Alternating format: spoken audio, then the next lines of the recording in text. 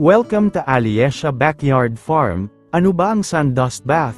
Ang sand dust bath ay natural na paraan ng paglilinis ng mga manok, kung saan gumagamit sila ng buhangin o lupa upang maalis ang dumi, langis, at mga parasito sa kanilang balahibo. Sa halip na tubig, kinukuskus nila ang katawan sa buhangin o lupa, na tumutulong upang mapanatiling malinis at malusog ang kanilang balahibo at balat. Mga benepisyo: pag-alis ng parasito, tinutulungan ng dust bath na alisin ang mga mites, kuto, at iba pang maliliit na parasito na maaaring magdulot ng sakit sa manok.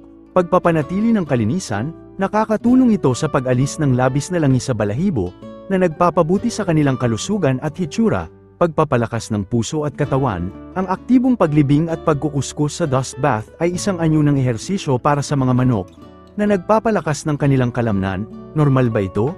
Oo, normal na ugali ito ng mga manok. Ang mga manok ay likas na gumagawa nito, kaya mahalagang bigyan sila ng sapat na espasyo at tamang materyales para dito.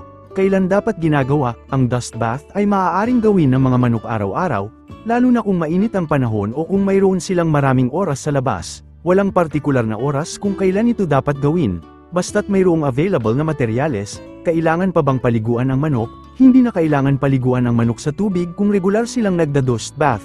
Ang dust bath ay sapat na para mapanatili ang kanilang kalinisan at kalusugan. Mga alternatibo sa buhangin: bukod sa buhangin, maaaring gamitin ang diatomaceous earth, abo, o pinaghalong lupa at abo. Ang mga ito ay may katulad na benepisyo at maaaring makatulong sa pag-alis ng parasito. Ang dust bath ay isa sa mga pinakamahalagang bahagi ng pangangalaga sa manok, na tumutulong sa kanilang kalusugan at kaginhawaan.